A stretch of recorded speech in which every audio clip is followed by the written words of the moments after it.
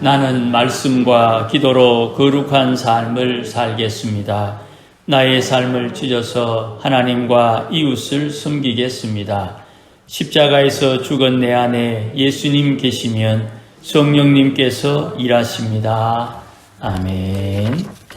오늘 본문의 말씀 내일 모레까지 한번 살피려고 합니다.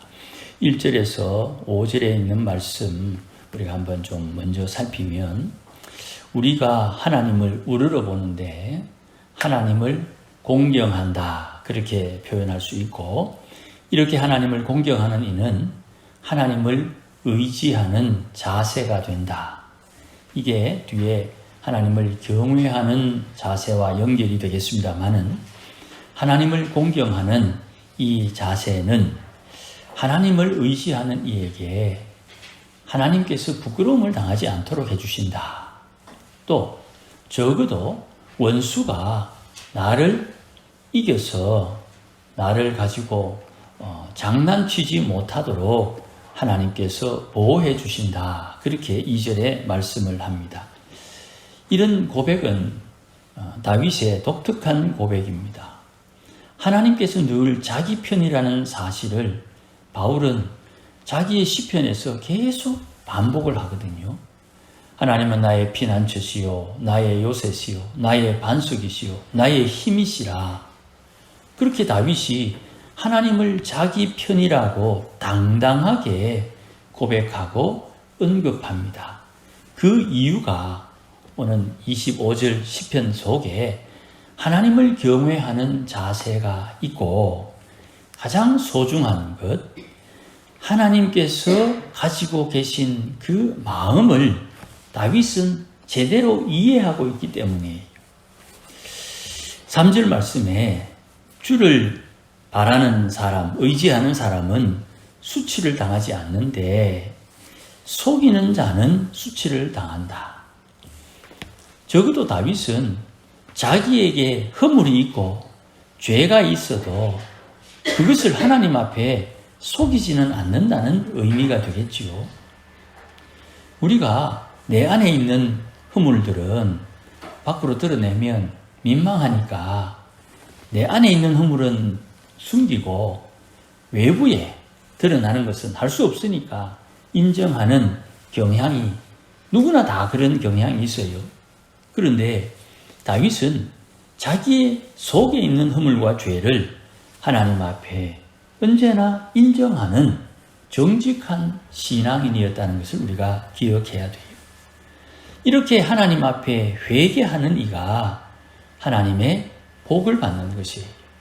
그 중에 오늘 첫 번째 복은 하나님의 도, 주의 도를 배우게 된다는 것입니다. 이 주의 도를 우리가 쉽게 길 가다가 만나서 도를 아십니까 하는 그런 것으로 폄하할 수 있겠지만, 이 주의 도라는 말씀은 이미 성경이 번역되는 처음부터 이 말씀을 사용했어요. 주의 도, 하나님께서 가르치는 방법이라는 뜻입니다. 하나님께서 우리에게 하나님께서 가르치는 방법, 하나님을 사랑하는 방법, 하나님을 섬기는 방법, 하늘의 뜻을 이루는 방법, 이렇게 다양하게 표현할 수 있겠어요. 하나님께서 우리에게 도, 하나님의 방법을 알려주시는 거예요. 그리고 뒤에 4절 말씀에 주의 길을 내게 가르치소서.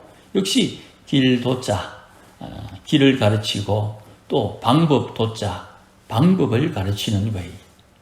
이것이 하나님의 변치 않는 말씀, 5절 말씀에 주의 진리로 나를 지도하시고 교훈하옵소서.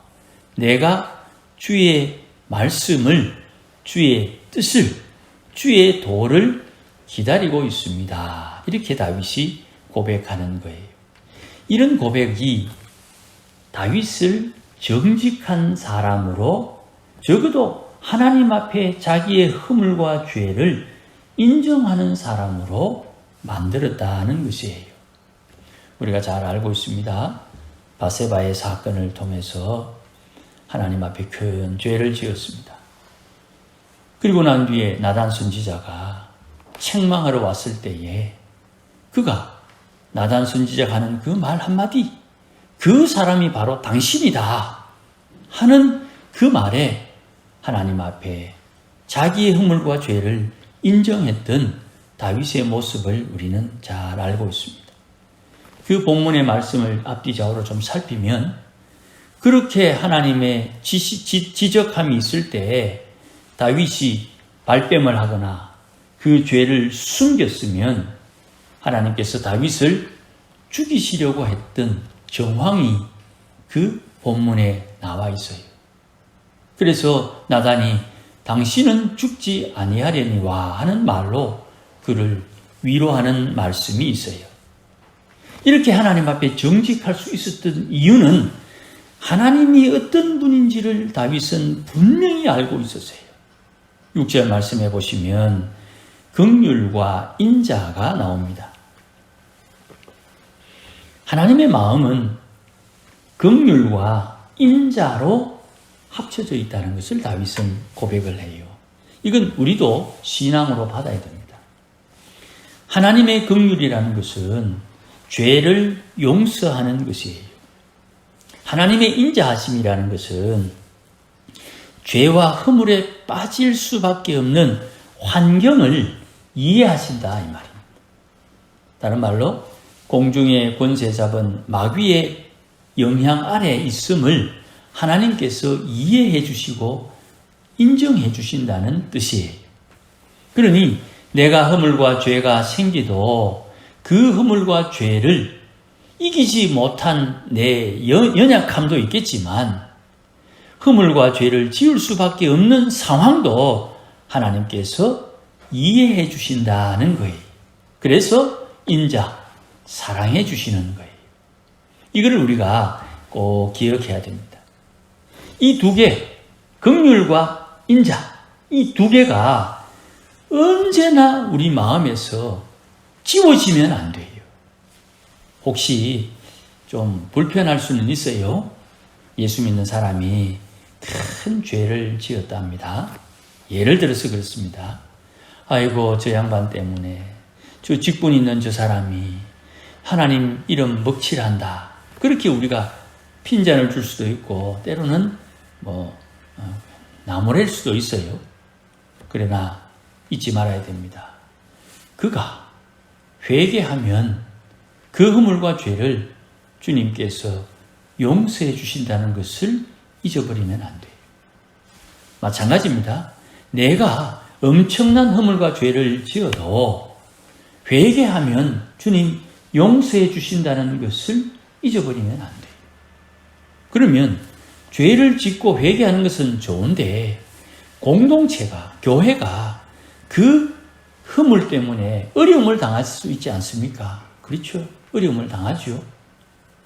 그 어려움을 안 당해도 되는 걸 어려움을 당할 수 있지 않습니까? 그렇죠. 안 당해도 되는 일을 겪고 있을 수 있지요. 그런데 거기에 공동체가 형제를 사랑하는 것이 거기에 있는 거예요. 교회 혹은 성도가 잘못할 수 있어요. 그런데 그 잘못한 것을 교회가 감당하고 힘을 모아서 그것을 극복하려는 조건이 뭐냐 하면 회개란 말입니다. 여러분 한번 잘 살펴보세요. 우리 주위에 교인들이 잘못하고 마을이나 혹은 사람들 사이의 관계가 좀 어려워졌을 때 잘못했다 하고 회개하는 사람이 얼마나 있었습니까? 나는 그럴 수밖에 없었다. 내만 그런 죄 짓나? 내만 그런 허물이 있나? 이렇게 변명하는 사람과 어찌됐든 내 잘못했다 고백하는 사람과의 차이. 교회 장로님들이 교인들이 부족해서 좀 잘못한 것을 고백하면 어쩌겠노? 덮어줘야지. 아마 100이면 100 장로님들 다 그래 말씀하실 거예요. 이렇게 고백하는, 회개하는 것이 개인적으로 하나님 앞에 기도함으로 회개하는 것도 있겠지만 형제들에게 폐를 끼친 것에 대해서 회개하는 것도 필요하다는 거죠.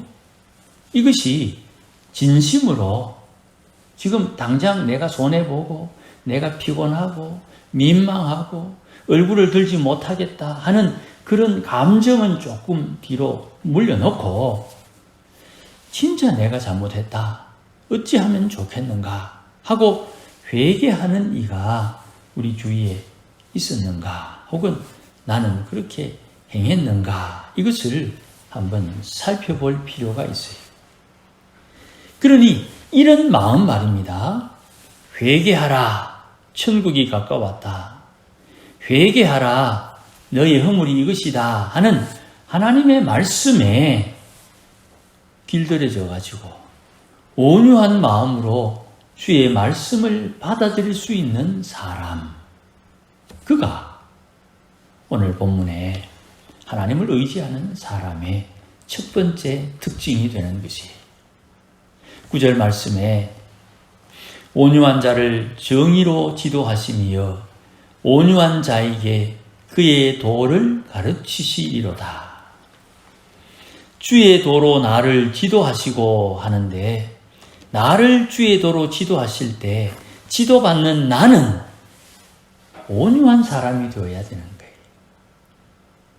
하나님의 은혜를 받고자 하는 이는 하나님의 은혜를 받을 만한 준비가 되어야 되는 거예요.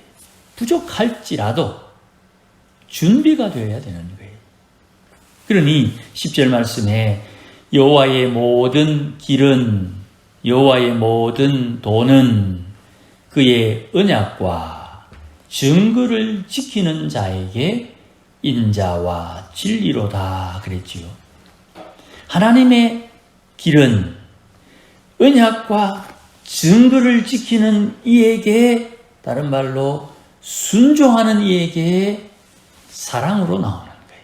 변치 않는 사랑이에요.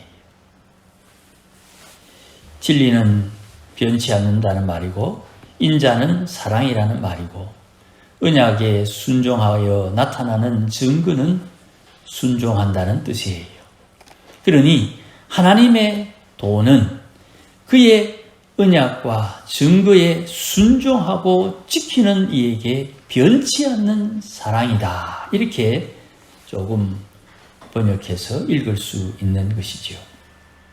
이렇게 하나님 앞에 순종함으로 변치 않는 사랑을 받는 그는 하나님의 말씀에 온유한 자, 길들여진 자.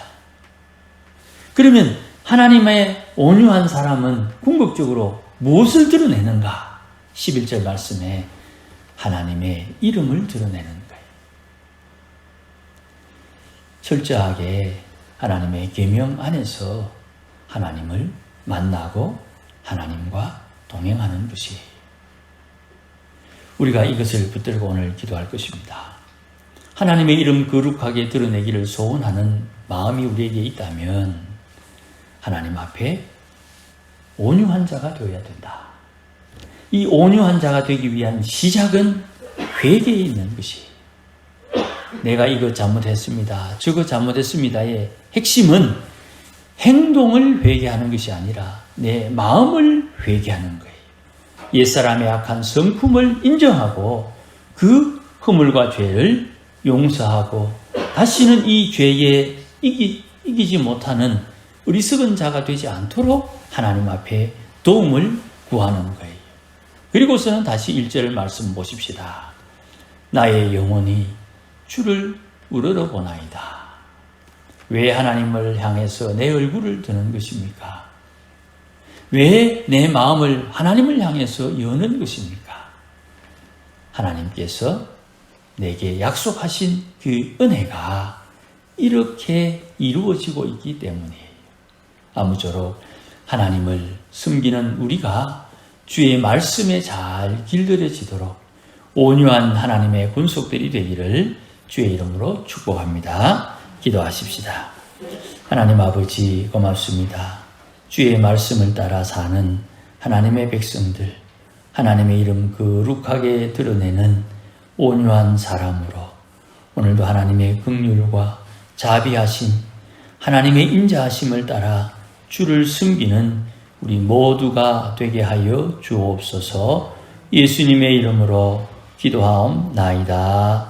아멘.